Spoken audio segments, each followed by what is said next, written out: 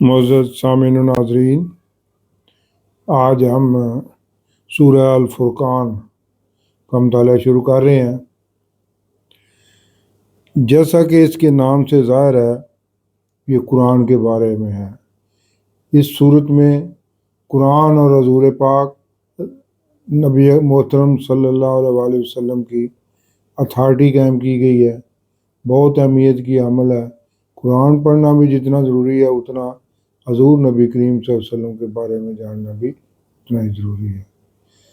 تو یہ آپ سے گزارش ہے کہ اس کو یہ 2 ویڈیو پر مشتمل ہوگی، انشاءاللہ کوشش کروں گا 2 پہ ہی ہوگا۔ تو یہ اس کو توجہ سے سنیں اور قرآن کی سمجھ حاصل کریں اور حضور نبی کریم رؤوف الرحیم کی بھی معرفت حاصل ہوگی انشاءاللہ۔ تو یہ آج اس کی ابتدا کر رہے ہیں۔ آج کے حصے میں اس صورت کا خلاصہ بیان کیا جائے گا اور 1 سے لے کے 34 تک آیات کی تفسیر النور بھی بیان کی جائے گی انشاءاللہ۔ تو آپ سے گزارش ہے کہ یہ قرآن سے منسلک ہو جائے۔ چینل صرف ہے ہی قرآن کے بارے میں باتیں ہوتی ہیں، تو اس چینل کے ساتھ جڑ جائیں، اس کو سبسکرائب کر لیں۔ ہر شام کو 5 بجے ویڈیو اپلوڈ ہوتی ہے، تو یہ اس کو باقاعدگی سے سنیں، اور باقاعدگی ہوگی تو قرآن کی سمجھ آئے گی انشاءاللہ۔ تو یہ ابتدا کرتے ہیں۔ ابتدا میں تلاوت کلام پاک۔ اعوذ باللہ من الشیطان الرجیم، بسم اللہ الرحمن الرحیم۔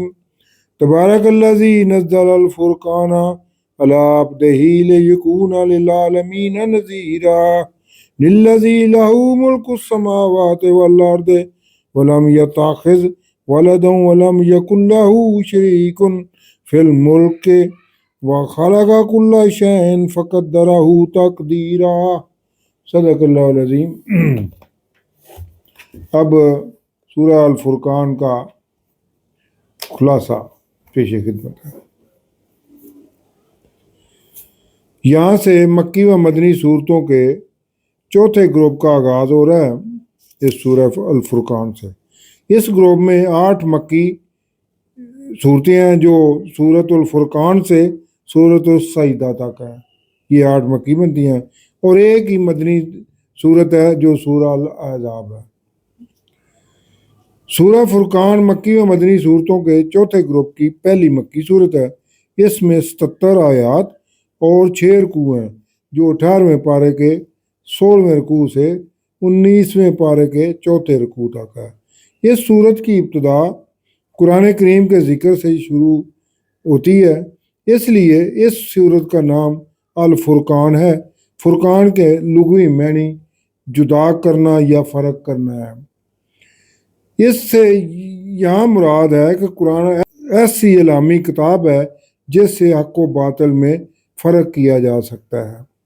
قرآن کریم کے ناموں میں سے ایک نام الفرقان بھی ہے، جس کا اس صورت کی پہلی آیت میں ہی ذکر کیا گیا ہے، اور یہی اس صورت کی وجہ تسمیہ ہے۔ اس صورت میں قرآن کریم کے بارے میں کفار جو مختلف اعتراضات اٹھاتے اور اس کی آیات کو جھٹلانے کی کوشش کرتے، اس کا بھی ذکر کیا گیا ہے۔ کفار کہتے کہ اس قرآن میں تو بس گزشتہ قوموں کے قصے اور کہانیاں ہی ہیں۔ دوسرا یہ کہ قرآن محض حضور اکرم صلی اللہ علیہ وسلم کا افطراء اور من گھڑت ہے۔ تیسرا یہ قرآن اور حضور صلی اللہ علیہ وسلم کی دعوت محض ایک جادو کی وجہ سے ہے۔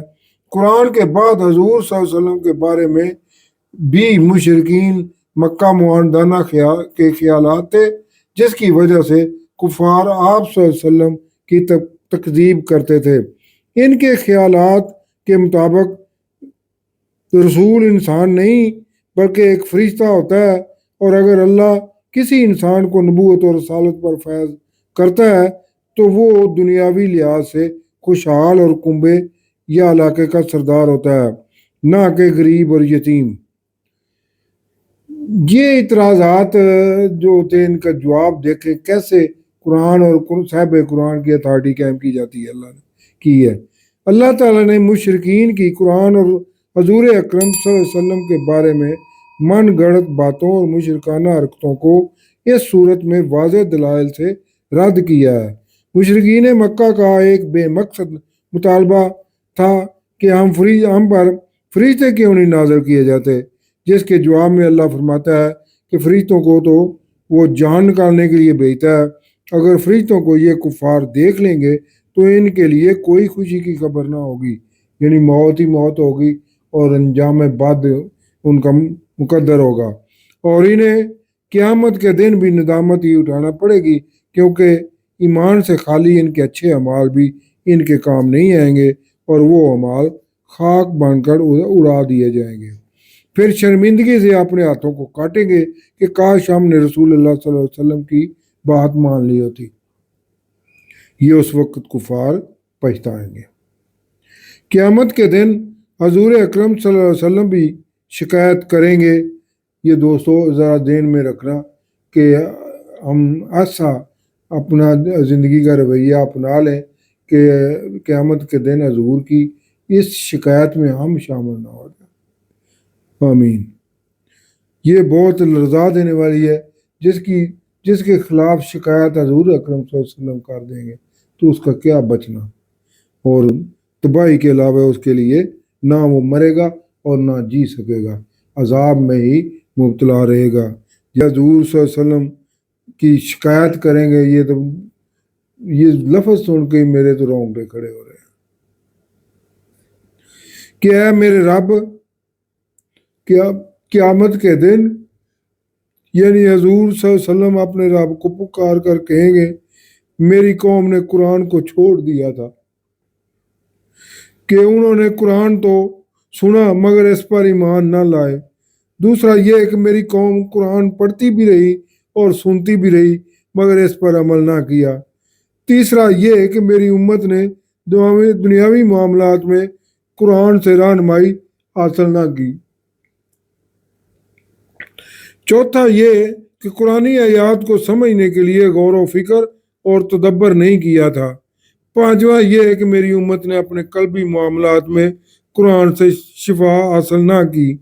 لمحہ فکریہ ہے کہ ذرا ہم سوچیں، یہ حضور کی شکایت ہے اللہ رب العزت کے سامنے، تو قرآن تو ہم پہ بھی اترا ہوا ہے کہ ہم سوچیں کہ ذرا یہ ہمارے لیے سوچ کا مقام ہے کہ قرآن کو ہم نے کس کس انداز میں چھوڑ دیا ہوا ہے، اور ہم اخلاقی اور روحانی بیماریوں میں مبتلا ہونے کے باوجود قرآنی ہدایات پر عمل کرتے ہوئے ان بیماریوں سے چھٹکارا حاصل کیوں نہیں کرتے، جبکہ قرآن میں ایسی تمام بیماریوں کی شفا موجود ہے۔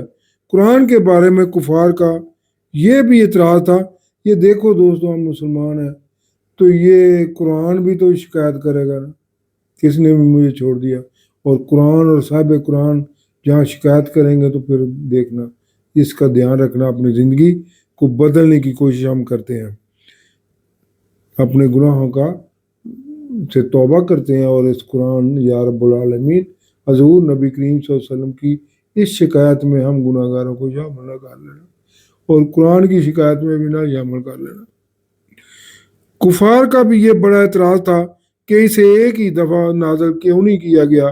اس مطالبے کی اللہ نے تردید کرتے ہوئے فرمایا کہ ہم نے اس قرآن کو تھوڑا تھوڑا کر کے نازل کیا ہے تاکہ نور قرآن سے آپ صلی اللہ علیہ وسلم کا قلب انور بار بار منور ہوتا رہے، اور اس کے علوم اور حقائق سے آپ صلی اللہ علیہ وسلم کی روح کو غذا اور طاقت ملتی رہے۔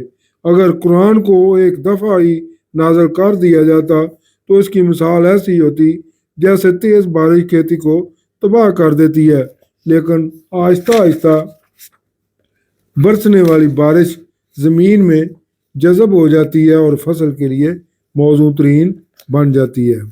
حضور اکرم صلی اللہ علیہ وسلم کو کفار کے معاندانہ رویے سے دل برتازہ ہونے سے بچانے کے لیے حضرت موسیٰ، ہارون اور صالح علیہ السلام کی قوموں کا ذکر کیا گیا ہے، اور اللہ کی وحدانیت کے دلائل بیان کیے گئے ہیں۔ اس صورت کے آخر میں اللہ کے مخصوص بندوں کے وصف بیان کیے گئے ہیں، جو تواضع کرنے والے، جہلوں سے کنارہ کش، راحتوں کو عبادت کرنے والے، جہنم کے عذاب سے ڈرنے والے، میانہ روی اختیار کرنے والے، نہ فضول خرچ اور نہ ہی بخل کرنے والے، شرک سے پاک، ناحق قتل نہ کرنے والے، زنا اور بدکاری سے بچنے والے، جھوٹی گواہی سے اجتناب کرنے والے، گانا بجانے اور برائی کی مجالس سے بچنے والے، اللہ کی کتاب سن کر اس سے متاثر ہونے والے اور فائدہ اٹھانے والے، اور اللہ سے نیک بھی بچوں کی دعا کرنے والے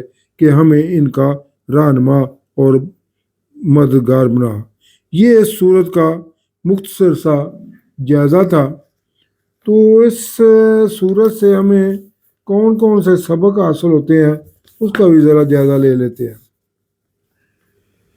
جیسا کہ اس صورت کے نام سے ظاہر ہے، یعنی الفرقان اسی مناسبت سے یہ اس کا مطلب ہے، یہ حق و باطل میں فرق کرنے والی یہ کتاب مبین ہے جو ہم پر اللہ نے اپنی مہربانی سے، اپنی رحمت سے نازل فرمائی ہے۔ فرقان قرآن کا بھی ایک نام ہے۔ یہ سورت حضور اکرم صلی اللہ علیہ وسلم نبی آخر زمان ہونے کی حیثیت سے آپ کی صفت بشیر و نذیر کی اتھارٹی کو پختہ ثبوت کے ساتھ ثابت کرتی ہے۔ قیامت کے دن یہ صورت ہر انسان کے اعمال کی چھان بین اور انصاف کو یقینی بناتی ہے۔ یہ صورت اس عارضی زندگی کے بعد جزا کی خوشخبری سناتی ہے، مشرکین کو خبردار کرتی ہے کہ ان کے لیے دوزخ کا سخت ترین عذاب ہوگا۔ یہ صورت زور دیتی ہے کہ اللہ کی وحدانیت کو قبول کر لو اور شرک سے باز آ جاؤ۔ یہ صورت مختلف پیغمبروں کا اپنی اقوام کو احکامات الہی پہنچانے کو اجاگر کرتی ہے، اور پیغمبروں میں حضرت ابراہیم، حضرت موسیٰ اور حضرت عیسیٰ علیہ السلام بھی شامل ہیں، اور ساتھ ہی ان کی اقوام کے رویے اور انجام سے بھی آگاہی دیتی ہے۔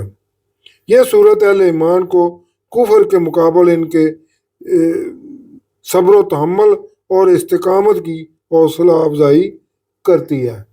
یہ اس کا مختصر سا جائزہ اور خلاصہ تھا، اور اس سے جو سبق ہمیں ملتے ہیں وہ تھے۔ اب اس صورت کی تفسیر النور۔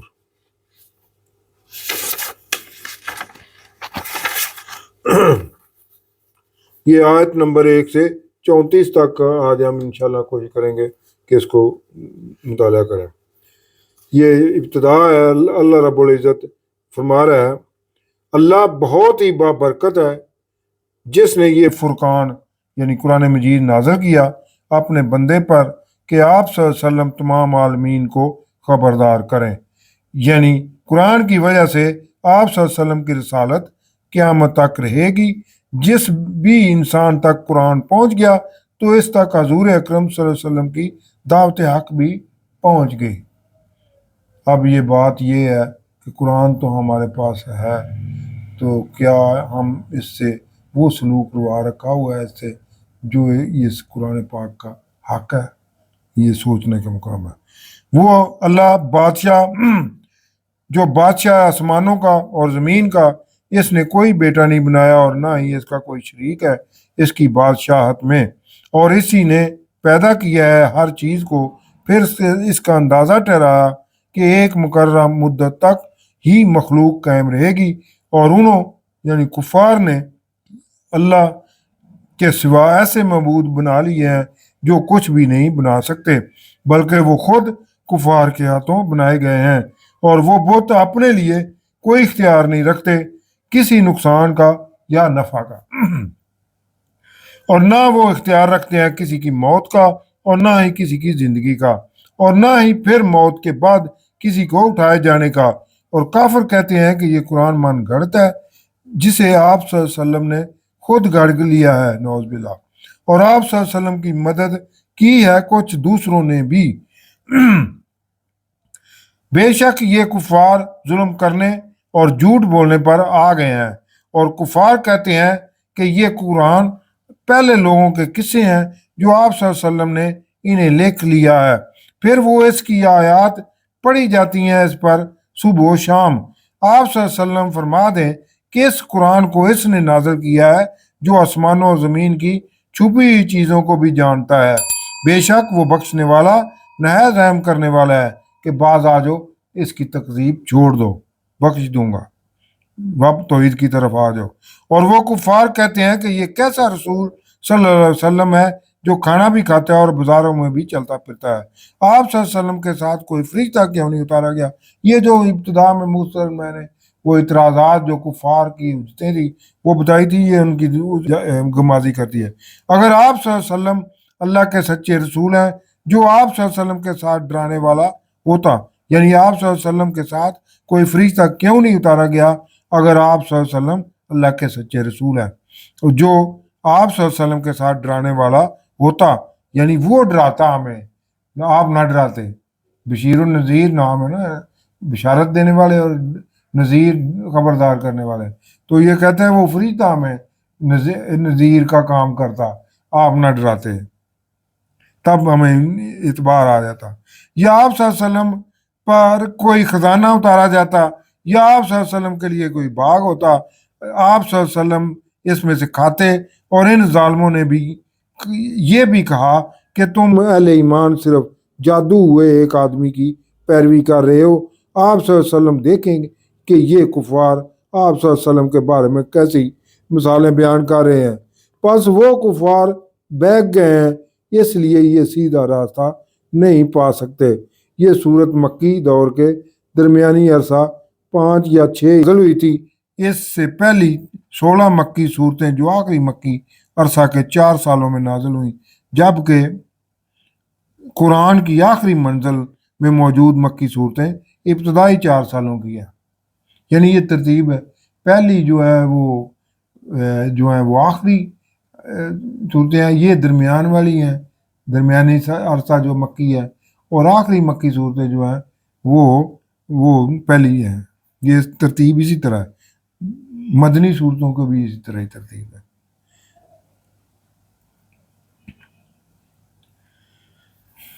बहुत बाबरकत है वो अल्लाह जो अगर चाहे तो आप सल्लल्लाहु अलैहि वसल्लम के लिए इससे बेहतर बागात बना दे जिनके नीचे नहरें बहती हूँ। यानी ये जो कुफार जिस पे उतरा रहे हैं, इनसे बेहतर भी अल्लाह बना सकता है और उनको आबपाशी का भी मुनासिब निज़ाम मुहैया कर सकता है। ये भी इनके पास तो कुछ भी नहीं है इन कुफार। और अगर चाहे तो आप सल्लल्लाहु अलैहि वसल्लम के लिए आलीशान महल बना दे, ये भी कुफार का एतराज़ था। बल्कि ये कुफार तो क़यामत को ही जुटलाते हैं जिसके लिए हमने भड़कती हुई आग तैयार कर रखी हुई है। जब वो इन्हें दूर से देखेगी तो वो कुफार इसे सुनेंगे, इसे जोश मारता और चिंगारता, और जब वो कुफार जकड़े हुए इसमें एक तंग जगह डाल दिए जाएंगे तो वो मौत को पुकारेंगे। फिर इनसे कहा जाएगा कि आज तुम ना पुकारो एक ही मौत को बल्कि बहुत सी मौतों को पुकारो। आप सल्लल्लाहु अलैहि वसल्लम फरमा दें कि ये दुनियावी बागात और महल्लात बेहतर हैं या हमेशा की जन्नत जिसका मुत्तकीन से वादा किया गया है। ये इनके अमाल का बदला और रहने का ठिकाना है। वहाँ जो चाहेंगे इन मुत्तकीन के लिए होगा, इसमें वो हमेशा रहेंगे। ये आप सल्लल्लाहु अलैहि वसल्लम के रब का वादा है जो ज़रूर पूरा किया जाएगा। और जिस दिन इन कुफार को और जिन बुतों को ये अल्लाह के सिवा पूजते हैं सबको जमा किया जाएगा और कहा जाएगा कि बुतों को कि क्या मेरे इन बंदों को तुमने गुमराह किया था या वो खुद ही खुद ही रास्ते से भटक गए थे। वो बुत कहेंगे तू पाक है अल्लाह, हमारे लिए ये जायज़ नहीं था कि हम तेरे सिवा किसी को अपना मददगार बनाते। तूने इन मुशरिकीन को और इनके आबा अजदाद को दुनियावी माल और असबाब में फरावानी अता की, यहाँ तक कि वो तेरी याद ही भूल गए। और ये यानी ये जिन बुतों को कुफार पूजते हैं वो जवाब देंगे अल्लाह को इनके खिलाफ कुफार के, और ये हलाक होने वाले लोग थे। तो उन्हों बुतों ने तो तुम्हारी काफिर बातों को झुठला दिया, बस अब तुम अजाब को ना टाल सकते हो ना ही किसी से मदद ले सकते हो। तो और जो तुम में से जुल्म करेगा हम इसको बड़े अजाब का मजा चखाएंगे। और आप सल्लल्लाहु अलैहि वसल्लम से पहले जितने भी रसूल भेजे वो सब खाना ही खाते थे और बाजारों में भी चलते फिरते थे। और हमने आपको एक दूसरे के लिए तुम्हें एक दूसरे के लिए आजमाइश बना दिया है, यानी इन्हें भी आजमाइशों का सामना करना पड़ा। तो है मुसलमानों, यानी पहले नबियों को भी, तो है मुसलमानों क्या तुम भी सब्र करते हो, और आप सल्लल्लाहु अलैहि वसल्लम का रब देखने वाला है, यानी सब कुछ अल्लाह रब्बुल इज्जत के इल्म में है। कुफार का अगला एतराज था, और कहते हैं कि वो जो हमसे मिलने की उम्मीद नहीं रखते कि हम पर फरिश्ते क्यों नहीं उतारे गए, या हम खुद अपने रब को देख लेते। बेशक उन्होंने अपने ख्याल में हजूर सल्लल्लाहु अलैहि वसल्लम से बड़ाई रखते हैं, और इसीलिए वो बड़ी सरकशी कर रहे हैं, यानी उनका सरदारी जो है ना वो खतरे में पड़ी हुई थी ना। यानी इन कुफार की सरकशी की बड़ी वजह अल्लाह के हजूर क़यामत के दिन पेश होने का यकीन ना करना, अपने आप पर तकब्बर करना कि वो इस काबिल हैं कि इन पर फरिश्ते नाज़िल होते, या अल्लाह इनके सामने आ जाता और वो अल्लाह को अपनी आंखों से देख लेते। बाल्फाज दीगर वो हजूर सल्लल्लाहु अलैहि वसल्लम की नबूवत को मानना अपनी तौहीन समझते थे। जवाब में अल्लाह का इरशाद है कि जिस दिन वो कुफार फरिश्ते को देख लेंगे, वो दिन मुजरिमों की किसी खुशी का नहीं होगा, और वो कहेंगे कि इन कुफार और फरिश्तों के दरमियान कोई काश रुकावट खड़ी कर दी जाए, यानी फरिश्ते क़यामत के दिन ही कुफार को नजर आएंगे और तमाम पर्दे हटा दिए जाएंगे, और अल्लाह ताला खुद जला अफरोज होगा। इस दिन इन मुतकब्बर और सरकश कुफार से सख्त अजाब लिया जाएगा, और इनके लिए इस दिन कोई खैर की खबर नहीं होगी। और जो उन्होंने अमाल किए होंगे फिर हम इनकी तरफ बढ़ेंगे और उन्हें उड़ते हुए गुबार की तरह कर देंगे, यानी सरकशी में अगर कोई उन्होंने अच्छा अमल भी किया होगा वो इनके लिए किसी काम का नहीं आएगा, क्योंकि कुफर की हालत में किए गए तमाम अच्छे अमाल भी कबूल नहीं किए जाएंगे। जन्नत वालों का इस दिन अच्छा ठिकाना होगा, और दोपहर के वक़्त इस दिन के आराम करने की जगह भी बहुत अच्छी होगी। और जिस दिन आसमान बादलों से फट जाएगा और फरिश्ते उतारे जाएंगे, इस दिन सच्ची बादशाही रहमान ही की होगी, और वो दिन कुफार पर इंतहाई सख्त होगा, यानी कुफार जो अब तकब्बर और सरकशी से अल्लाह की सच्ची बादशाही तस्लीम नहीं कर रहे, वो इस दिन बिल्कुल बेबस और लाचार होंगे, और ख़ुद अपनी गलती तस्लीम करते हुए अल्लाह की दुनिया और आखिरत में सच्ची बादशाही मान लेंगे। और जिस दिन जालिम बेबसी के आलम में अपने हाथों को काटेगा और कहेगा कि काश मैंने किसी तरह रसूलुल्लाह सल्लल्लाहु अलैहि वसल्लम के साथ राह ली होती, यानी आप सल्लल्लाहु अलैहि वसल्लम की इत्तबा की होती, आप सल्लल्लाहु अलैहि वसल्लम का साथ दिया होता और आप सल्लल्लाहु अलैहि वसल्लम के साथियों में शामिल हो गया होगा। ये फिर हसरत ही रह जाएगी उनकी। हाय मेरी खराबी, काश मैंने फलां शख्स को दोस्त न बनाया होता, इसने मुझे गुमराह कर दिया। बाद इसके कि अल्लाह का जिक्र कुरान और रसूलुल्लाह सल्लल्लाहु अलैहि वसल्लम मेरे पास आ चुका था, और शैतान तो आखिरकार धोखा ही देने वाला है। और रसूलुल्लाह सल्लल्लाहु अलैहि वसल्लम शिकायत करते हुए कहेंगे कि ऐ मेरे रब, मेरी कौम कुरैश मक्का और दूसरे मुशरिकीन ने इस कुरान को छोड़ रखा था। कुफार तो अपने तकब्बर और सरकश की वजह से कुरान को सिरे से मानते ही नहीं थे, लेकिन आज का मुसलमान कुरान को मानने के बावजूद इस कुरान को छोड़ चुका है, जो मुसलमानों के लिए एक लम्हा फिक्रिया है। कहीं ऐसा ना हो जाए कि हम भी हजूर सल्लल्लाहु अलैहि वसल्लम के शिकवे का शिकार हो जाए। अल्लाह ना करे, अल्लाह मगफरत फरमाए हमारी। और जन्नम हमारा ठिकाना ना बन जाए।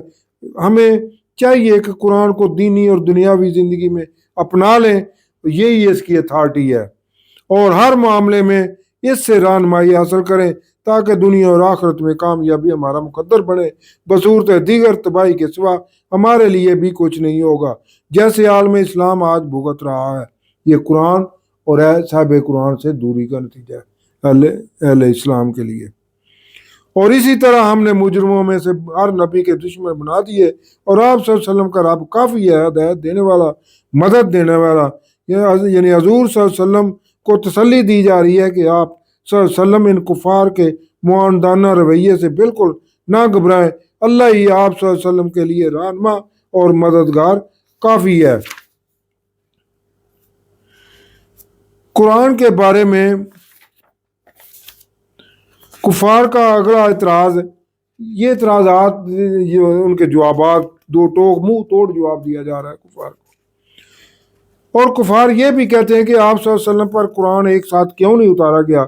अल्लाह का जवाब है اسے تھوڑا تھوڑا کر کے اس لیے نازل کیا گیا تاکہ اس سے ہم آپ صلی اللہ علیہ وسلم کا دل مضبوط کریں، اور اس لیے اسے ٹھہر ٹھہر کر پڑھا ہے۔